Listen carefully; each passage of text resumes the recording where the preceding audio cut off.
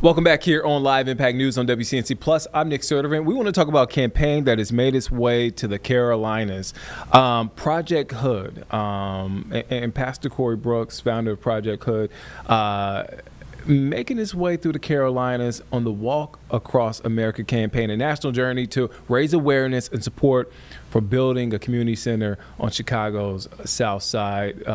Pastor Brooks is walking coast to coast to highlight the challenges facing underserved communities and neighborhoods. And we have Pastor Brooks here on the show. Pastor Brooks, thank you for your time. Thank you for your flexibility, too. Absolutely. Thank you. No problem. When you're walking across America, you can be as flexible as you want to be. So I appreciate it. Look, I understand that. Let's start from the beginning. Project H.O.O.D. for folks here in the Carolinas. You're in Greenville, South Carolina. Talk about what Project H.O.O.D. is and the mission for you guys. Yeah, Project H.O.O.D. H.O.O.D. stands for Helping Others Obtain Destiny. It's a non-for-profit on the south side of Chicago in one of America's toughest neighborhoods. It's called O Block, named after a young man named O.D. Perry, who was shot and killed. The gangs took the O in his name and started calling it O Block. It's actually King Drive. We decided to keep the O, and we call it Opportunity Block now. And we're trying to transform that very tough area to make it a model for what can be done in urban areas across America. So we started this non-for-profit. We offer many transforming programs that will help an individual take responsibility for their lives. Our focus is getting people out of violence and poverty, one life at a time, one neighborhood at a time. And we are doing a great job. The neighborhood is totally being transformed. And I can really say we're no longer the most dangerous block in all of America. We're working hard to make it a block that has the most opportunities. So you are in the middle of the Walk Across America campaign, coast to coast. You started in New York in September. Yeah. You made your way here to the Carolinas. Look, you still got some ways to go before you get to Los Angeles. How did this campaign start, and why? Because this is an ambitious undertaking.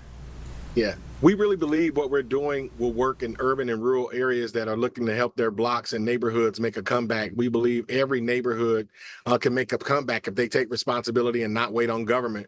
We've decided we're not going to wait on government to change our situation. We're going to roll up our sleeves and get busy and do it ourselves. So we're in the midst of building a 90,000 square foot leadership and economic opportunity that cost upward of $50 million. We've raised $40 million, and we want to continue to raise the rest so that we can be debt free. So thus, the Walk Across America came into play because we have four things that we're trying to accomplish. Number one, we want to pay off that center so that it's debt free. Number two, we want to build a private classical Christian school for boys and girls, two separate schools. Three, we want to build an endowment so that we can continue to fund the things that we want to do. And then four, we want to plant Project H.O.O.Ds in urban and rural areas, neighborhoods that need a comeback. And so we figured this Walk Across America would be a good way to bring attention and awareness to what we do, but also to help us to raise the funds that are much needed to help us to accomplish everything that we're trying to accomplish. As I mentioned before, you're in Greenville, South Carolina, not too far. That's a short drive for folks here in Charlotte. But you were in Charlotte. A big topic here in Charlotte, public safety, crime. Those have been the big concerns. Those have been making the headlines. What were your takeaways from your time here in Charlotte? Well, one of the things I was there listening to what happened with the one of the brothers who got stabbed by an immigrant, and I come to find out that there's been an uptick in violence in Charlotte. But not just in Charlotte, there's an uptick in violence across America, especially in urban areas and areas that are growing like Charlotte. As Charlotte continues to grow, they're going to continue to have these problems and they're going to continue to spread. I used to say in Chicago that oftentimes a lot of people feel like, oh, that's not us, that's not our problem. But what they don't understand is that violence is like a cancer. If you don't deal with it, it will spread. And it'll start to spread in areas that you have not seen violence. And so Charlotte has some very beautiful areas. And I was amazed at just how beautiful Charlotte is. But I'm mighty afraid that if they don't deal with the violence that they're starting to see the uptick in, it's going to spread to some of those beautiful areas. So you got to get a hold of it. You got to deal with it. You got to face it head on, and you got to acknowledge it, not ignore it. and then you got to put the plans and the processes and strategies in place to eradicate it. And I believe that you can get rid of a lot of the violence, not just in Charlotte, but in a lot of these urban areas across America, if we all work together and if we all collaborate and understand that there's in common that we need to work on. You as you mentioned, you got a chance to see how beautiful the Charlotte area it is. It is a beautiful community. It's a diverse community. It's a robust community. There are beautiful people here. What were those conversations like with the folks here?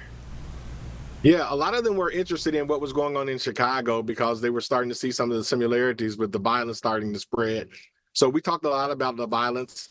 We talked a lot about how important education is for the young people. We talked a lot about making sure that we have programs, especially the trades.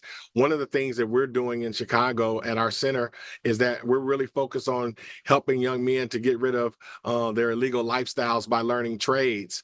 And I think that's a viable opportunity, especially in North Carolina and South Carolina, where you have jobs that are the market is growing, the opportunities are available. And there's a great need for individuals who are in carpentry, HVAC, plumbing, those type of roofing. And so there's going to need to be centers and schools that can train individuals so they can live the lifestyles that would help Charlotte continue to grow and the Carolinas. Since you started this campaign in September, what have you learned about yourself? Because you've already trekked a lot of miles. You still got a lot more miles to go. What have you learned about yourself? I've learned that that my faith and what I believe is really big.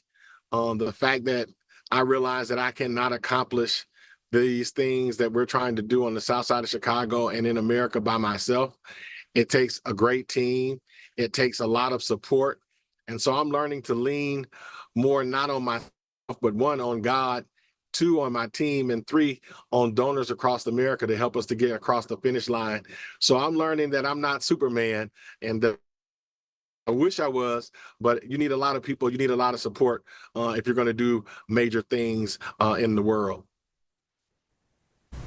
You're not Superman, but you are embarking on a Herculean task.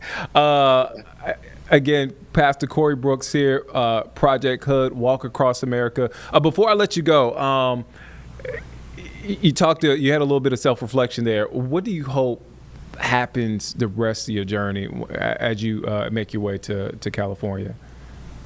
Well, I hope to spread the word about Project H.O.O.D and what we're doing, and I hope to inspire individuals to take control of their neighborhoods. One of the things that I'm seeing across America is that a lot of times we just give up and we don't have the faith, we don't have the hope or the tenacity. But I'm hoping that I can inspire people that listen. If this guy can help take over O Block, one of the toughest blocks in America, and transform it, then I could do the same thing in my rural area, my county area, my city, my block. So I really want to inspire people to pick up the mantle and do the work. And they can follow the work, they can follow the walk and follow what we're doing and be inspired on projecthood.org. That's our website. And they can continue to follow us as we head to Atlanta, then cross on over to start going west toward Los Angeles, California. Pastor Brooks, thank you for your time. Walk Across America, Project H.O.O.D. If you have some time, look up what they're doing.